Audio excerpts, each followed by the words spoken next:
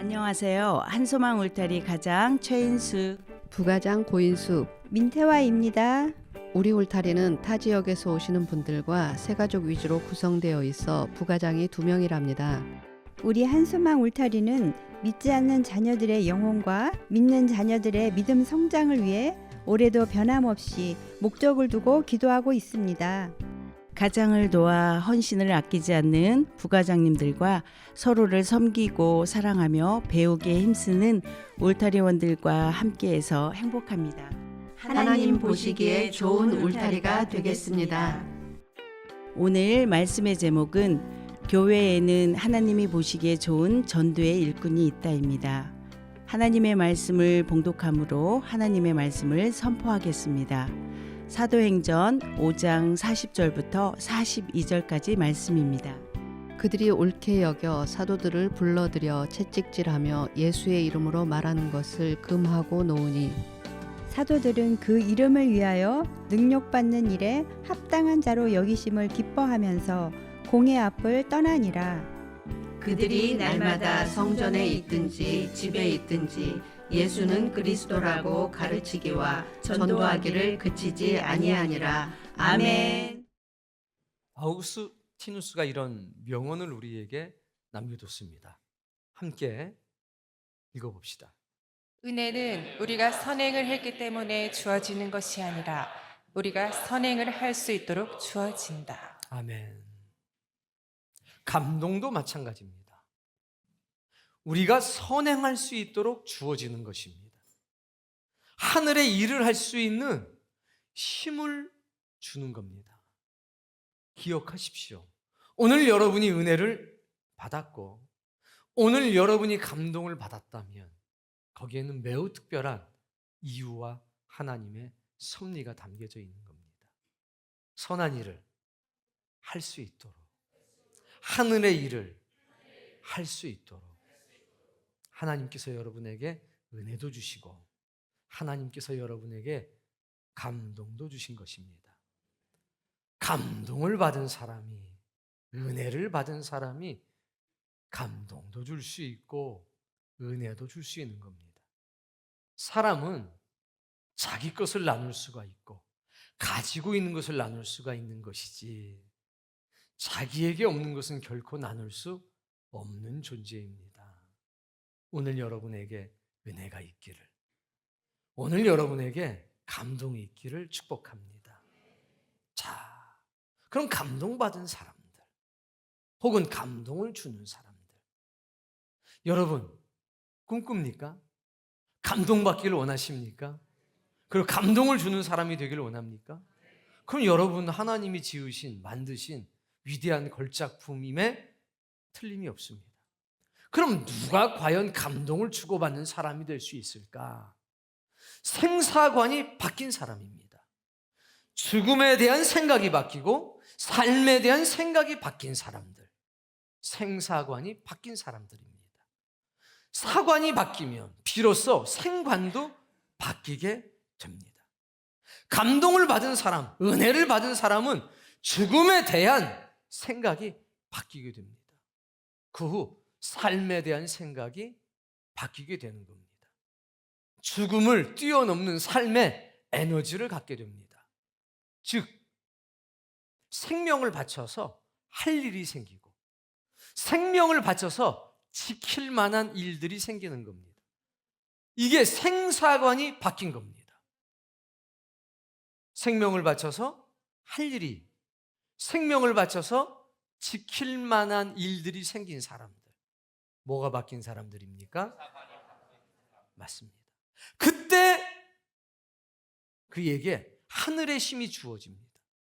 그걸 뭐라고 그러느냐? 권능이라고 합니다. 뭐요?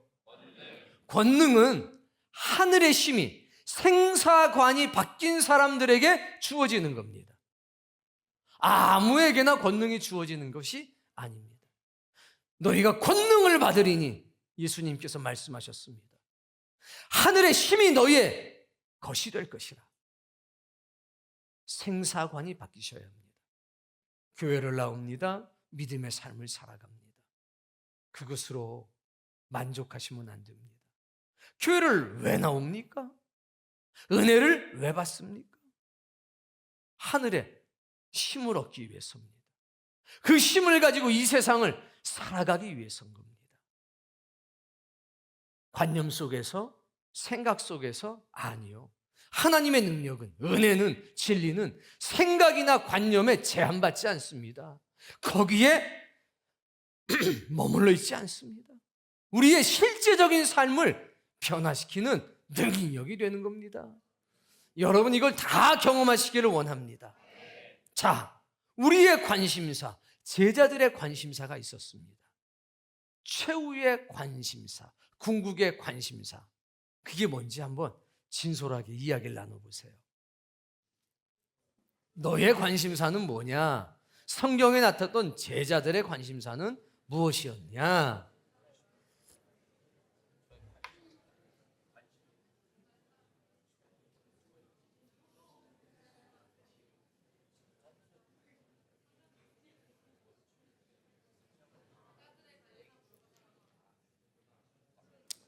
보통 사람들의 관심사는 자기가 좀 편안해지는 겁니다.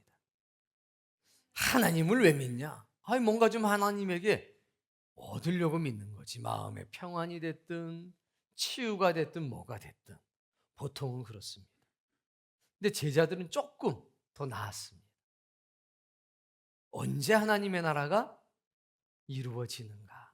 이게 궁극의 관심이었습니다. 그래서 이런저런 얘기하다가 마지막에는 주님, 언제 하나님의 나라가 이루어집니까? 여러분은 어떻습니까? 그런 관심이 있나요? 언제 하나님의 나라가 이루어집니까? 어느 때입니까? 그런데 예수님의 관심사는 달랐습니다. 그 날과 그 시는 하나님 아버지에게 권한이 있는 것이니 주님은 거기에 딱 냉정하게 선을 그으셨습니다. 너희가 관심이 있다고 하루라도 빨리 오거나 너희들이 무관심하다고 해서 뒤로 밀려나는 일이 없다. 하나님의 시간, 하나님의 때내 이루어질 터이니 너희의 관심을 거기에 두지 마라. 그럼 도대체 예수님의 관심사, 관심은 어디에 있었느냐? 언제는 똑같아요. 따라해 봅시다. 언제? 네. 증인이 될 거니. 예수님은 제자들을 향해서 베드로야, 너는 언제 나의 증인이 될 거니? 베드로는 주님, 언제 하나님의 나라가 이 땅에 이루어지겠습니까? 언제는 똑같은데 그 대상이 다릅니다. 베드로는 언제 하나님의 나라가 이루어집니까? 예수님은 때가 되면 이루어질 테니 걱정하지 마라, 염려하지 마라. 내 관심사는 네가 언제 내 증인이 되는가, 이게 관심이 있습니다. 우리의 관심사와 예수님의 관심사가 충돌을 일으킵니다. 그럼 어떻게 해야 합니까? 주님의 생각을 바꿔야 될까요? 나의 생각을 바꿔야 되겠죠. 왜? 그게 옳기 때문에. 그게 내 영혼에 유익하기 때문입니다. 예배를 생각해도 그렇습니다. 보통 예배 시간에 오는 사람들의 관심사가 뭔지 아십니까? 언제 끝나지? 언제 끝나지예요. 아니, 올 때부터 언제 끝나는지에 관심이 있습니다. 뭐 우리 안 그러겠지만. 그런데 하나님은 예배하러 오는 여러분에게 어떤 관심을 가지고 있을까요? 이야기.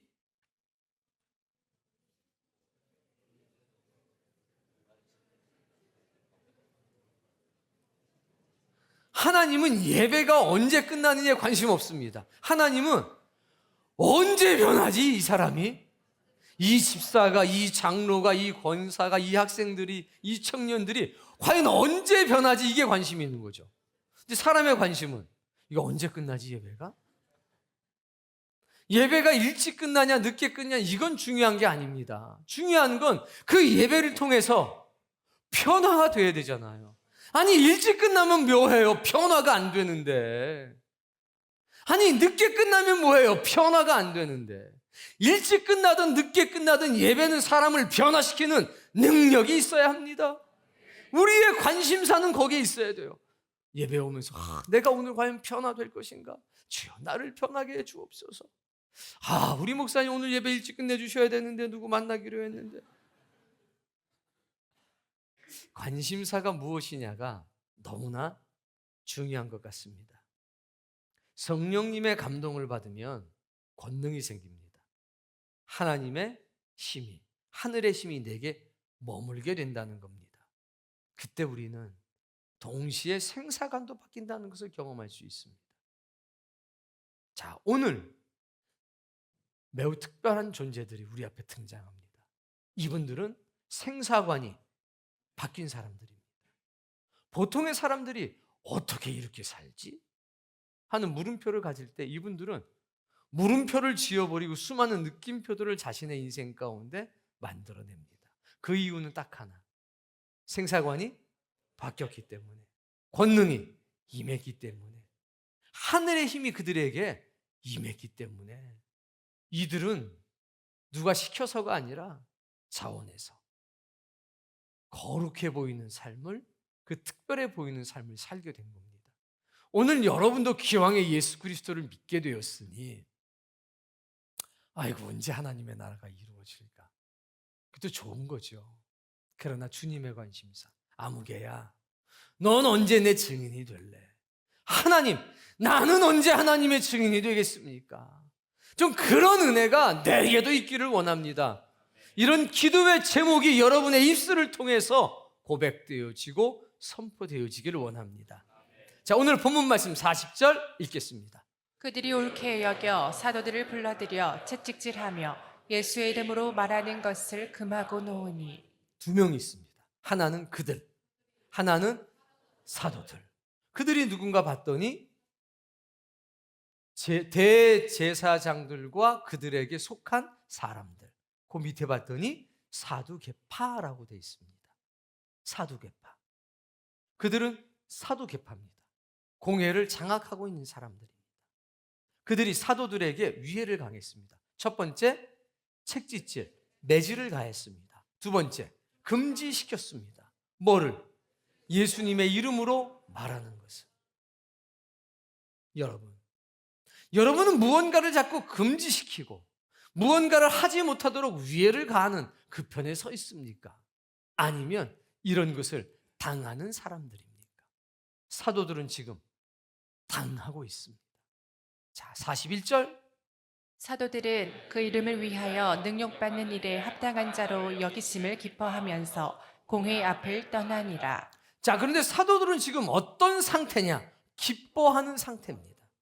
공회를 떠났다는 것은 그 매질당하는 그 장소로부터 벗어났다는 겁니다.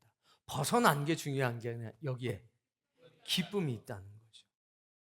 자, 그리고 기뻐하는 그 상태를 들여다봤더니 능욕받는 일을 기뻐한다는 겁니다. 능욕당하는 일. 구체적으로는 매질당하는 거, 금지, 예수님의 이름으로 아무것도 전하지 마라. 이것조차도 어떻게 여겼습니까? 기쁨으로 여겼다. 이게 모든 것이 예수님을 위한 것이다. 확고한 거죠. 자, 이들에게 맞았다는 아픔과 고통 있습니까? 없습니까? 있어요. 왜? 맞았는데 안 아파요. 있는데 그거를 뛰어넘는 기쁨이 있었죠. 그래서 우리가 없다라고도 얘기할 수 있는 겁니다. 여러분이 잘못 말한 건 아니에요. 아픔이 있죠. 근데 그 아픔에 노예가 되거나 종이 되지 않고 그것을 뛰어넘는 기쁨을 가졌습니다. 자존심 상해요, 안 상해요? 상해요. 스트레스 받아요, 안 받아요? 받습니다. 전하지 마라. 금지된 말, 금지된 행동이 딱 생겼습니다. 스트레스 받습니다. 그런데 이것을 오히려 기뻐하고 즐거워했답니다. 왜? 생사관이 바뀌어서 권능을 받았기 때문에 위해를 강하는데 문제가 되지 않습니다. 위축되지 않습니다. 한 번만 더 전하면 이번에는 매질하는 걸로 안 끝날 거야. 그런데도요, 웃음이 나와요. 그래 죽겠다 아주 그냥. 도대체 하나님 뭐 하십니까? 이런 소리가 안 나와요. 왜? 생사관이 바뀌어서. 왜? 권능, 하늘의 힘을 얻어서. 우린 자꾸 환경이 바뀌기를 원합니다. 하나님은 네가 바뀌기를 원합니다. 우리는 남편이 바뀌었으면 좋겠고, 아내가 바뀌었으면 좋겠고, 애들이 바뀌었으면 좋겠습니다.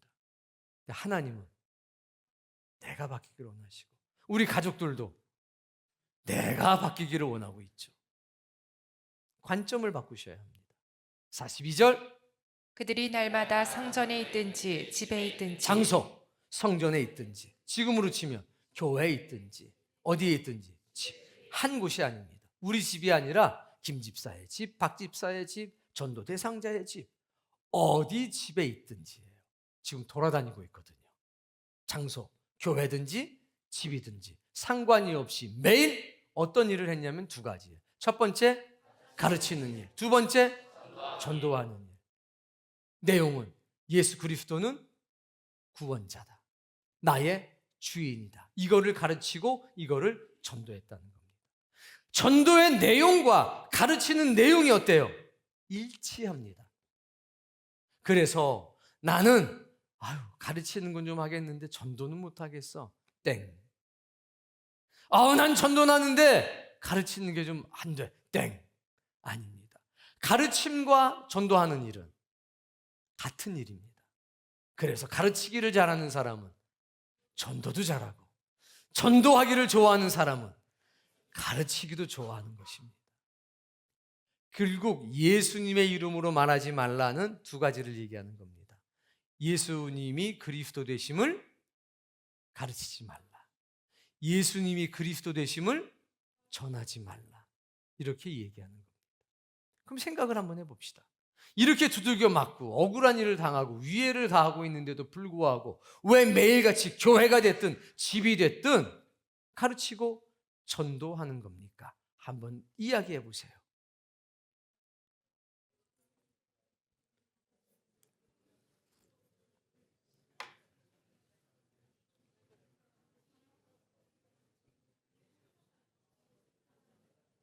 여러분이 알고 있는 답은 있습니다. 첫 번째, 생사관이 바뀌어서. 두 번째, 권능을 받아서. 그게 답이에요. 다시 한번 얘기해 보세요. 중요한 게 있죠. And you. 그래서 너는. 그리고 너는. 여러분은 생사관이 바뀌었습니까? 여러분은 권능을 받아가지고 있습니까? 침묵. 혹은 몰라. 전도. 읽어볼까요? 교회에는 하나님이 보시기에 좋은 전도의 일꾼이 있다. 교회에는 하나님이 보시기에 좋은 전도의 일꾼이 있습니다. 전도라고 하는 말의 그 언어적 의미는 이런 겁니다. 크게 외치고 선포하는 것. 그게 뭐냐면 언어적 의미예요. 그 언어적 의미에는 전도는 크게 외치고 선포하는 것. 전도는 설득하는 게 아니란 말입니다. 근데 질문을 하라고 그러면 꼭 그게 나와요. 목사님, 이러고 저러고 저런 사람이 있는데 어떻게 설득하면 될까요? 하나님, 이런 사람이 있는데 어떻게 설득하면 얘가 넘어올까요? 아니요. 크게 외치고 선포하는 게 전도입니다. 설득하는 게 전도가 아니다. 설득하려고 하지 마십시오. 크게 외치고 선포하십시오. 말씀의 은혜와 능력이 하는 겁니다. 그래서 바울은 말하기를 내가 사람의 지혜로 전하지 않고 성령의 능력으로 전한다라고 했습니다. 전도는 그래서 하나님이 정의하시기를 전도에 미련한 것이라고 했습니다. 왜? 설득하는 게 아니라 선포하는 거니까. 그래서 전도는 언어적 의미로 보면 크게 외치고 선포하는 것. 그 안에 좋은 소식, 복음이라는 의미도 그래 들어있는 겁니다. 자, 우리가 일제 아래에서 식민지로 살고 있다가 독립을 했습니다. 그때 외쳤던 이야기, 대한독립 만세 할 때 어떻게 해요? 집에서 해요? 대한독립 만세 집에서? 누가 집에 있어? 다 뛰쳐나가지. 뛰쳐나가서 뭐라고 그래요? 만세! 우리나라가 드디어 독립했대! 막. 그게 뭡니까? 전도예요. 크게 외치고 선포하는 거. 우리나라가 독립했다는 걸 설득해요? 김부자 잘 들어봐. 우리나라가 독립을 했어. 선포를 해요? 설득을 해요? 그래요. 가장 중요한 건요, 설득하는 게 아니라 선포하는 겁니다. 하나님의 나라가 가깝다고 크게 외치고 선포하는 것. 뭐 하는 겁니까? 전도하는 겁니다. 예수 그리스도의 부활을 크게 외치고 선포하는 것. 그게 뭐 하는 겁니까? 전도하는 겁니다. 네 생각을 버리고 하나님의 생각으로 돌아오라고 크게 외치고 선포하는 것. 그게 뭡니까? 예수님이 구원자가 되셔서 우리의 구세주가 되셔서 역사하시고 살아계신다고 외치고 선포하는 것. 그게 뭡니까? 그게 전도입니다. 전도는 설득이 아니라 선포라는 것을 기억하십시오. 이야기 나눠보세요.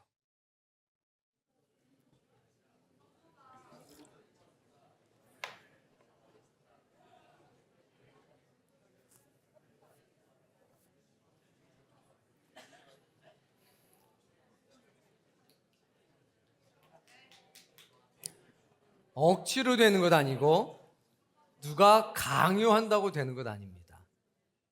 여기에 뭐가 있냐? 기쁨이 있어요. 여기에 뭐가 있냐? 하늘의 힘이 함께해요. 여기에 뭐가 있냐? 생사관이 바뀌었습니다. 죽음에 대한 생각이 바뀌고 삶에 대한 생각이 바뀐 겁니다. 그러니까 어떤 어려움이 있어도 전하지 않고는 견딜 수 없는 기쁨이 여기 있는 거죠. 이게 믿음의 힘인 겁니다. 이게 그리스도인의 삶이라는 겁니다. 기왕에 여러분이 이 교회 나오는 거 중요한데 그게 왜 중요하냐면 교회를 통해서 변화됨을 경험하기 때문입니다. 교회는 나오는데 이런 변화가 없으면 둘 중에 하나예요. 그 교회 문을 닫든가. 왜? 한 명도 안 변하면 좀 문제가 있죠. 그래도 한 명은 변화가 돼야죠.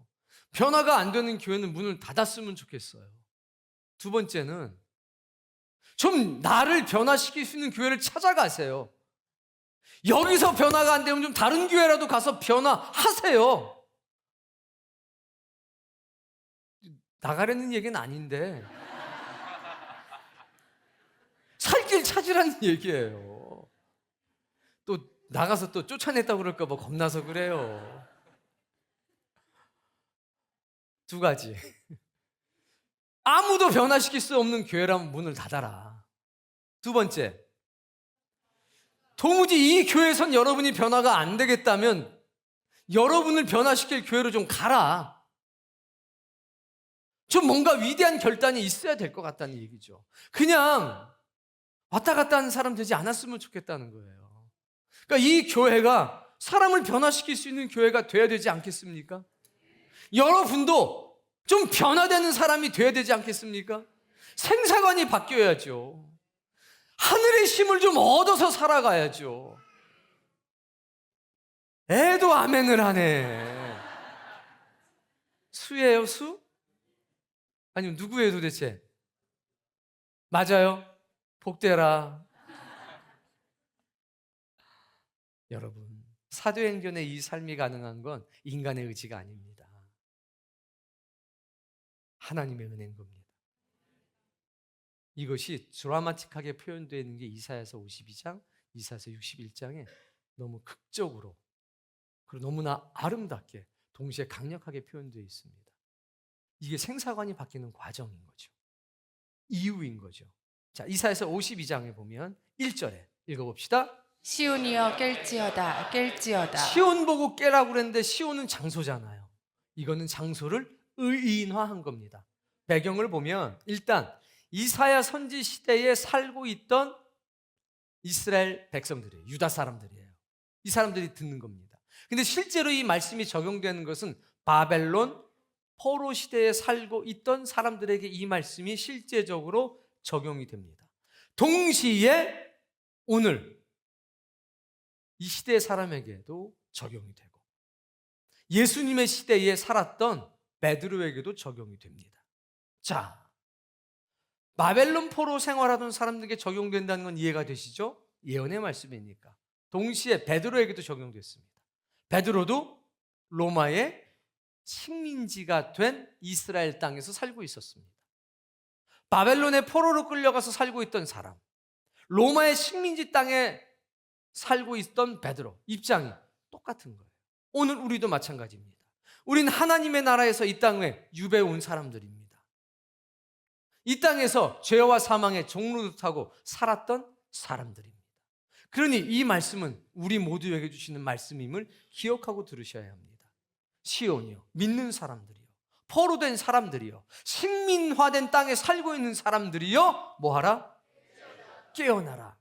깨어나라는 의미 두 가지입니다. 영어로 하겠습니다. Wake up.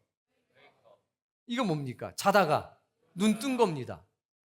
아, 동창이 밝았고 노고지리는 우지진다. 일어났습니다. 엄마가 부릅니다. 얘 일어나! 그럼 뭐라 그래요? 일어났어! 꼭 그렇게 얘기해요. 써 이렇게. 나 밥 먹어. 그럼 알았어. 이렇게 얘기를 해요. 일어난 거예요? 잠이 깬 거예요? 근데 우리는 어떻게 주장해요? 주장하죠. 중요한 건 겟업해야죠. 침대에서 벗어나서 다른 공간으로 이동해서 다른 행동을 해야 되는 거예요. 그게 겟업이잖아요. 그게 진짜 일어난 거잖아요. 여기서 깰지어다는 웨이크업 포함해서 보태기, 겟업.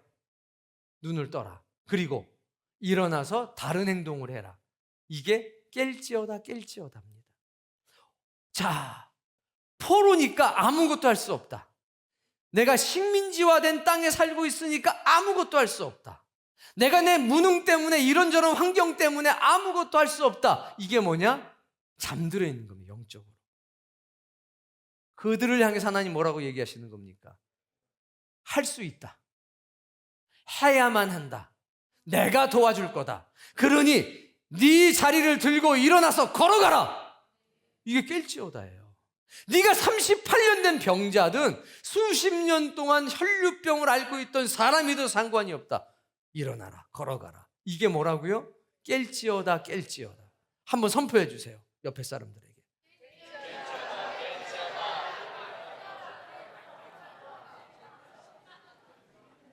네, 깨어나라는 겁니다. 일어나라는 겁니다. 행동하라는 겁니다. 할 수 없다는 관념에서 벗어나라는 겁니다. 변명하지 말라는 겁니다. 하나님이 너 가운데 역사하시겠다는 겁니다. 그 은혜를 경험합시다. 자, 다음 말씀. 내 힘을 낼지어다. 내 힘을 낼지어다. 이거 의역한 겁니다. 직역하면 뭐냐면 힘을 입어라입니다. 힘을 뭐 해라? 힘을 입기 때문에 이건 외부에서부터 주어지는 겁니다. 너 힘을 입어. 다음 말씀에 보면 거룩한 성 예루살렘이여 내 아름다운 옷을 입을지어다. 뭘 입어요? 아름다운 옷을 입어라. 이 아름다운 옷 뭐냐면 신랑이 신부한테 주는 옷입니다. 힘을 입어라. 아름다운 옷을 입어라. 보세요. 신부가 노예였던, 종이었던, 못 배운 사람이었던, 천민의 자녀이었던, 뭐였든지 상관이 없습니다. 결혼한 그 순간부터 신랑 가족의 일원이 되는 거죠. 하나님의 가족의 일원이 되는 겁니다. 그러면 뭐가 바뀌어요? 신분이 바뀌죠. 신분만 바뀌어요? 신분이 바뀌는 그 순간 시댁에 있는 모든 것은 누구 것이 돼요? 내 것은 조금 부담되죠. 사용할 수 있는 사용 권한이 생기는 겁니다. 사실은 이게 더 좋아요. 내 것 되는 것보다 사용 권한이 좋습니다. 왜? 공짜예요. 세금도 다 내줘요, 하나님이. 나는 누리기만 하면 돼요. 그러니까 아름다운 옷을 입는다, 힘을 입는다고 하는 것은 드디어 하늘의 힘이 너에게 입혀질 거다. 하늘의 힘을 사용할 수 있는 권한이 너에게 주어지는 거다. 그리고 지금부터 너는 내 아들의 신부다라는 뜻이에요. 그러면요, 절망 속에서 힘을 잃어버렸잖아요. 식민사관에 사로잡혀 있고 포로된 의식에 사로잡혀 있고 이스라엘 백성의 애굽 생활을 치면 노예 의식에 쩔어 있는 거잖아요. 그 사람들에게 뭐를 입혀줘요? 영광의 옷. 그 사람들에게 권능의 옷, 은혜와 진리의 옷, 부활의 옷을 입혀주시는 겁니다. 그럼 뭐가 달라집니까? 당장에? 신분이 당장에 달라져요. 그리고 하나님의 모든 것을 사용할 수 있는 권리와 권한이 싹 주어집니다. 뭐 하기만 하면, 입기만 하면, 이 힘을 입고 이 옷을 뭐 하기만 하면, 입기만 하면. 옆에 분들에게 물어보세요. 입었는지, 어휴 그 옷 좋겠다 박수 치는 사람인지 한번 물어보세요.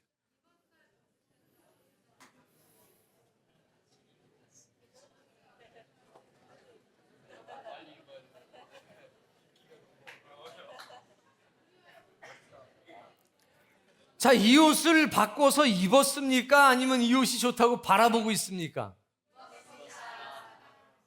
포로의 옷을 입고 왕의 옷을 입으라는 겁니다.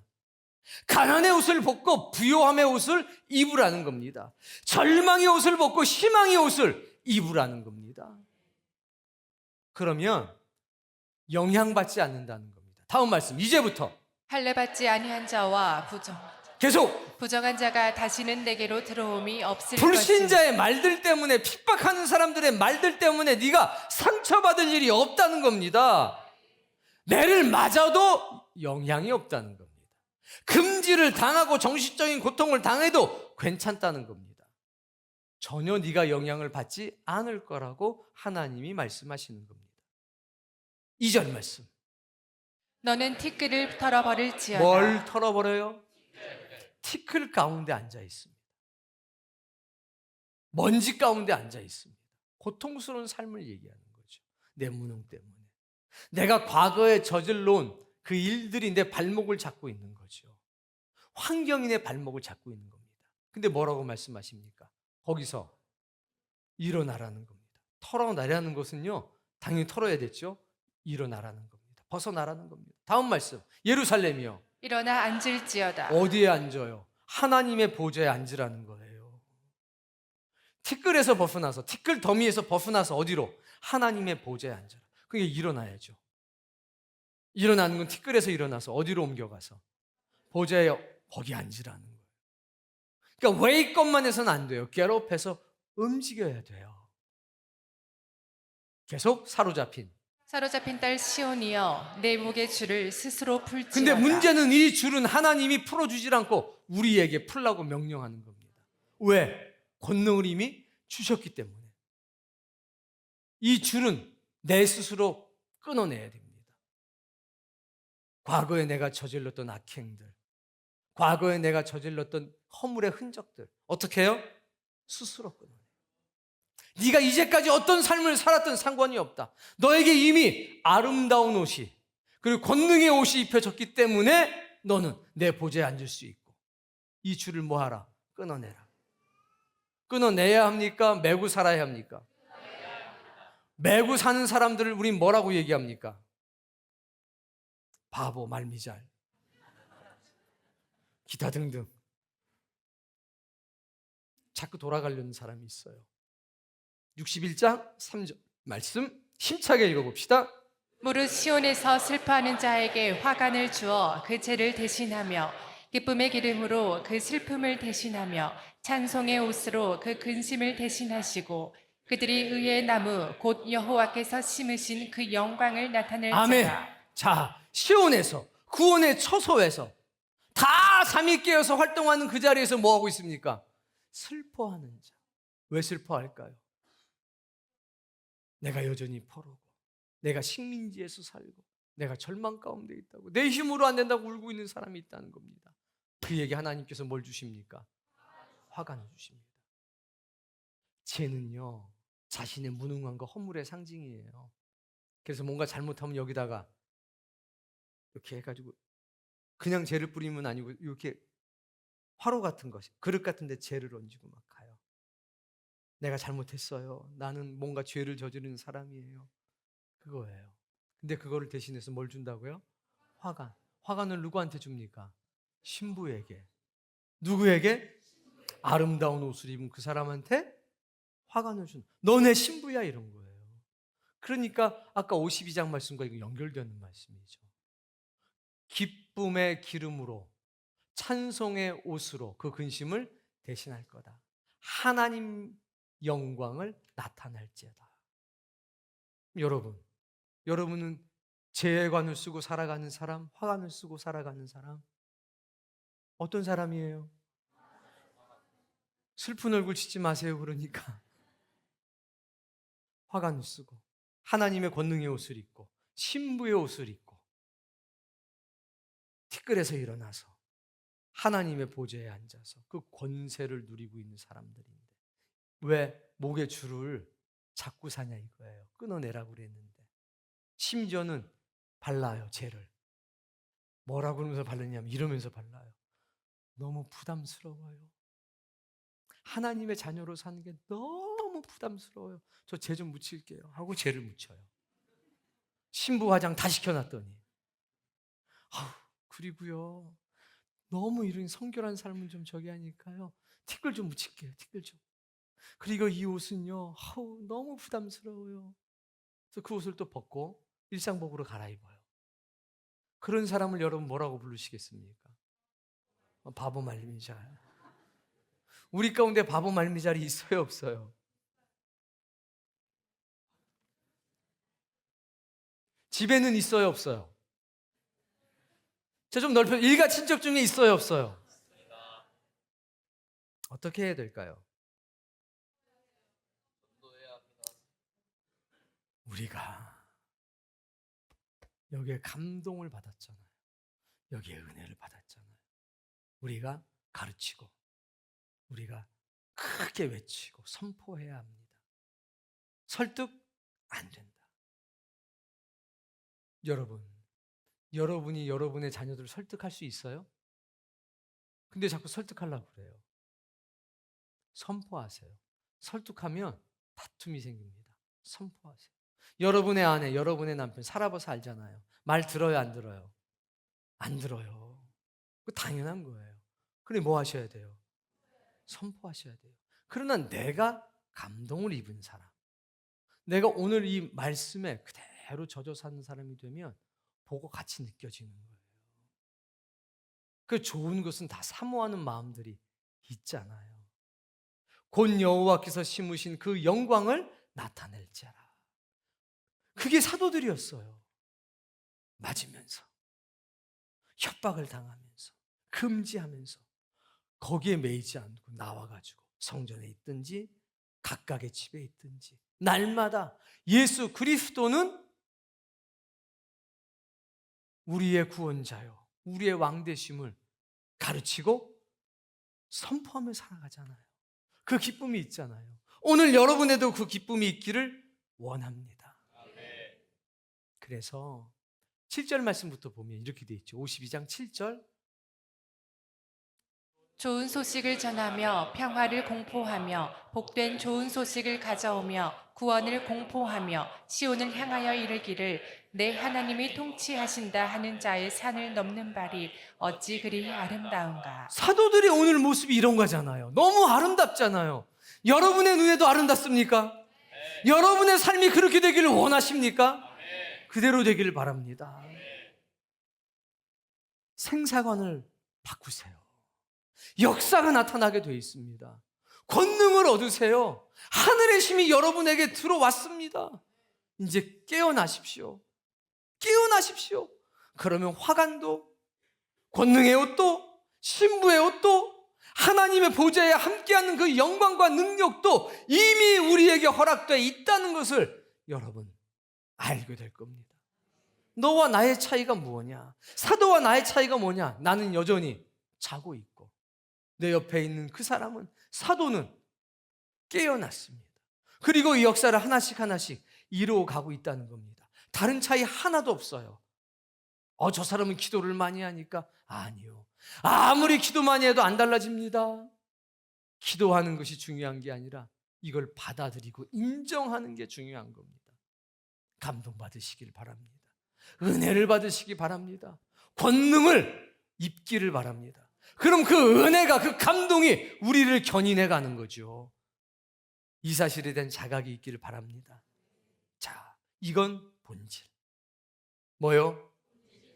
본질. 우리는 자는 사람에게 깰 때가 되었다고 외치고 선포하는 영광을 놓치지 않기를 바랍니다. 여러분의 집안 사람들 중에, 가문의 사람 중에 이런 사람이 있다면 할 일이 생겼다. 밤낮 외치고 선포하십시오. 그리고 이렇게 말하십시오. 내가 이기나 네가 이기나 보자. 이건 나와 너의 싸움이 아니라 하나님과 너의 싸움이다. 딱 이렇게 선포하십시오. 시작.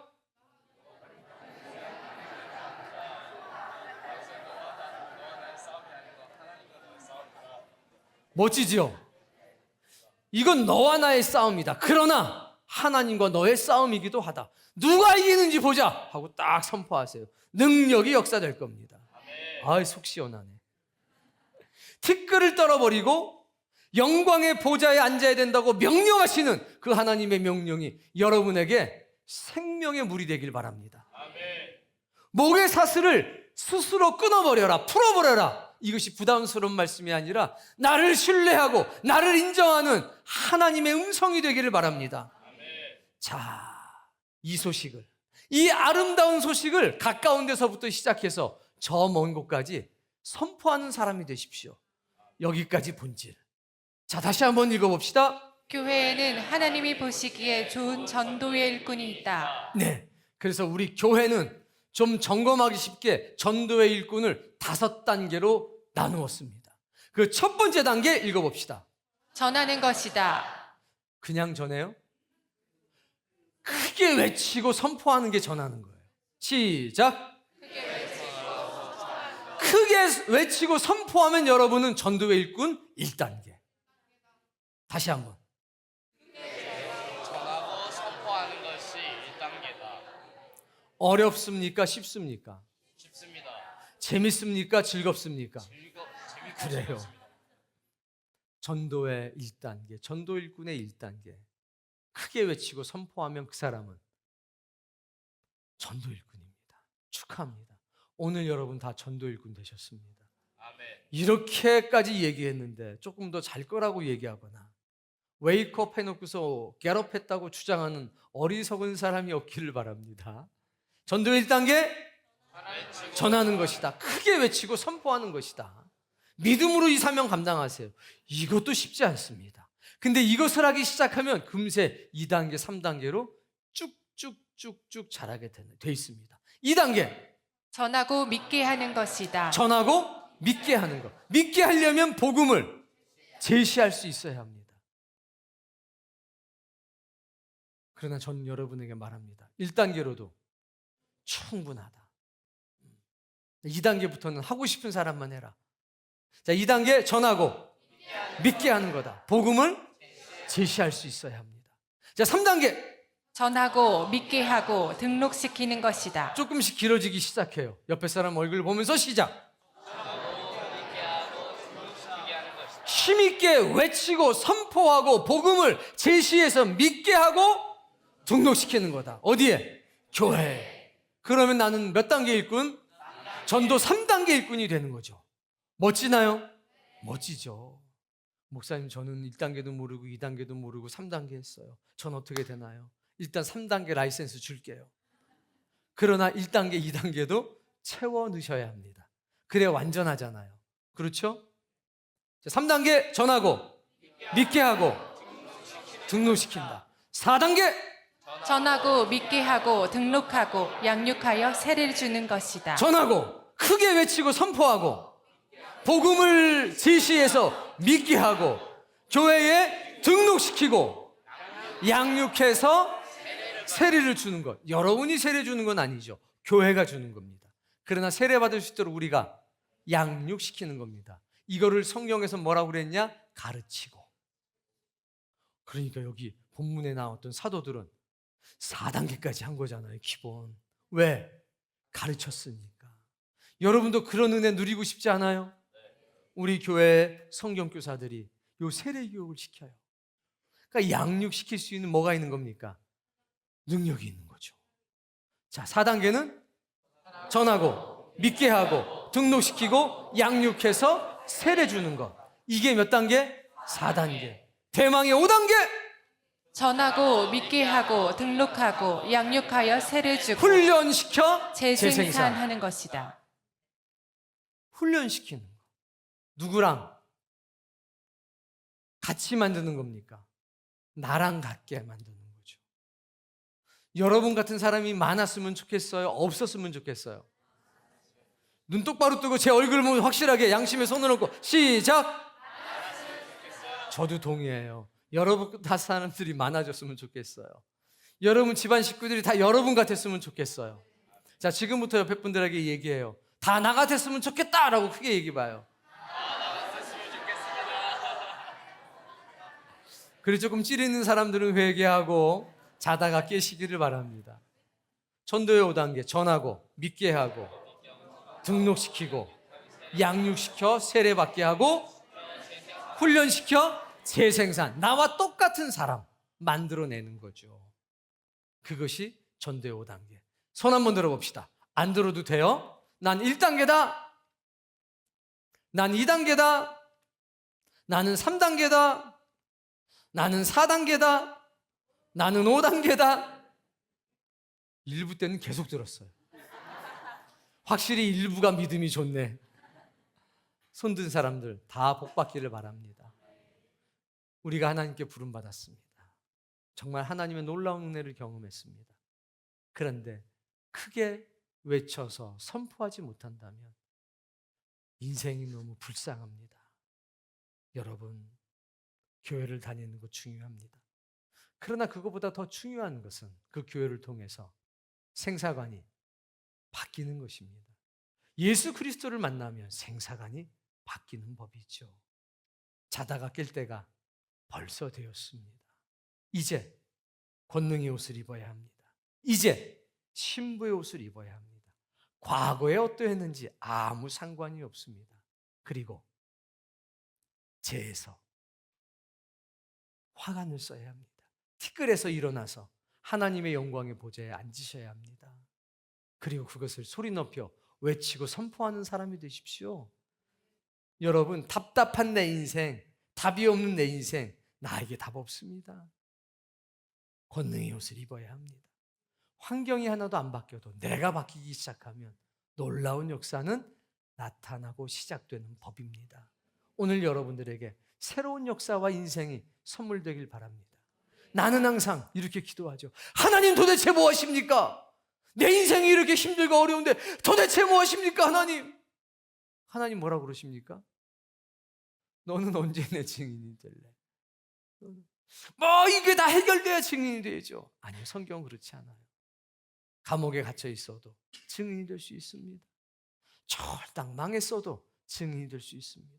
증인이 될 때 새로운 역사가 시작되는 거지. 내 불편한 게 해결될 때 새로운 역사 시작되는 것 아닙니다. 순서가 어떻게 되는지 정확하게 하셔야 됩니다. 오늘 교회에는 하나님 보시기에 좋은 전도의 일꾼이 있다는 것을 기억하시고 여러분 모두 전도의 1단계 일꾼이 되기를 주의 이름으로 축복합니다.